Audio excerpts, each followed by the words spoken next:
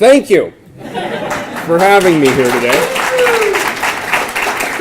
My name is Ted Wheeler, and I have the privilege of serving as your state treasurer. And I have the pleasure of introducing your keynote speaker. I was asked prior to doing that if I could just take a few minutes and talk a little bit about the importance of nonprofit organizations in the larger scheme of what's going on with the state of Oregon.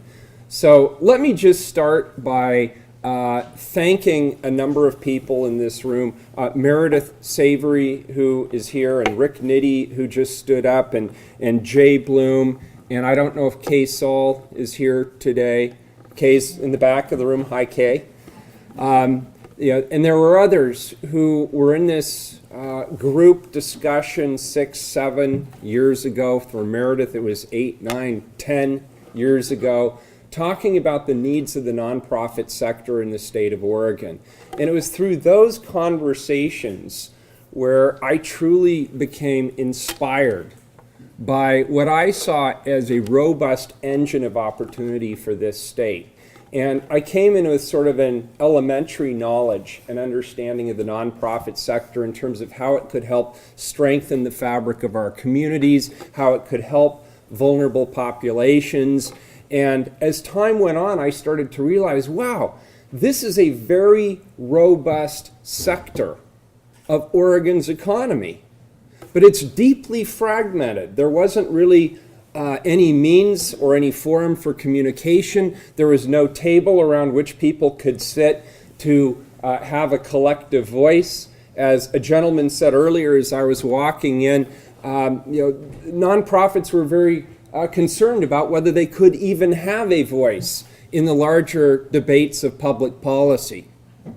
So I just want to tell you how refreshing it is to walk into the room with my cup of coffee and have the first thing I see be two nonprofit leaders who I respect tremendously, Michael and Rick, debating a substantive policy issue that's in front of our population right here today, and debating it in a manner that's not like the partisan bitter bickering that we're constantly treated to from the good folks in Washington, D.C., but debating it as a serious and thoughtful policy discussion about what's in the best interest of our state and what's in the best interest of our organizations that we use to help the state. So I want to say it's just great to come here and close that loop. So where do you fit into the scheme of things? First of all, you would not be in the nonprofit sector. You would not be here in the midst of what I think is a beautiful vineyard talking about nonprofits if you didn't share one thing in common with me. And I don't care whether you're a Republican or a Democrat or anything in between. I assume we all share a common commitment to the good of this state, and that we share an innate sense of optimism about this state's future. And I, as state treasurer, think about the opportunities around economic development. And I'm not going to give you an economic development speech except to say this: Oregon is well positioned for economic growth. It's important to you, of course, because that economic development translates right down to the health and well-being of the many people that you work with in your organizations, the people who come through the doors in the transitional shelter at Portland Homeless Family Services, the people who come to Rick Nitty's food bank, the people who walk in the doors of our nonprofit health organizations are impacted by the economy. And here we are, a state located on the Pacific Rim. 2/3 of the world's GDP growth is expected to happen in the next 30 years in Asia. We've got a front row seat. We've got an opportunity to latch on to that economic opportunity. We have a highly educated workforce. We have developing clusters that show a lot of promise, whether it's manufacturing or healthcare, consumer electronics, emerging technologies, and even agriculture, and others. We have cheap energy costs. We have very good water, and fortunately today it's coming down from the sky. As I said on Facebook this morning, bye-bye, Mr. Car Wash Guy. See you in 9 months. So we have these opportunities, but they are not competitive advantages. To change an opportunity to a competitive advantage means you have to invest. You have to commit to. You have to embrace those opportunities. You have to invest in them for a sustainable period of time. And the fact that we have not done so manifests itself in many ways that you understand very directly in your day-to-day roles. A state with all of these opportunities continues to have persistent high unemployment. We have declining per capita wage growth. That translates into things like high rates of homelessness, high rates of hunger, high rates of poverty. Those of you who follow the latter share my concern about the sudden and spiking increase in childhood poverty rates in the state of Oregon, particularly in rural communities where the economic opportunities are far less than currently exist in the urban areas. So that's where we are.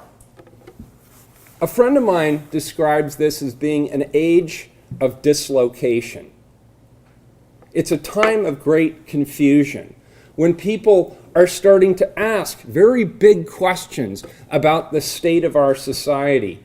They look at all of these problems: hunger, homelessness, abuse, poverty, and they ask themselves, are these issues too big for us to handle?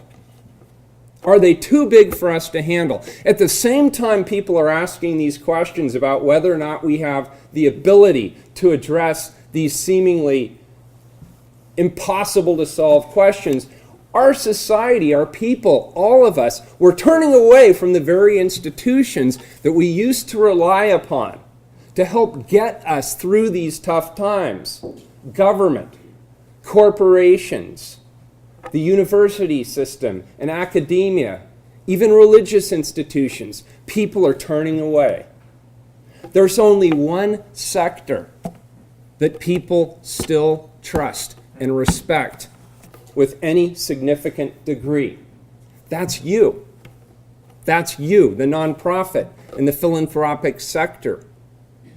Now, that doesn't mean you get to pop champagne corks, because I think that implies a deep obligation, a trust, a responsibility to our communities. They trust you.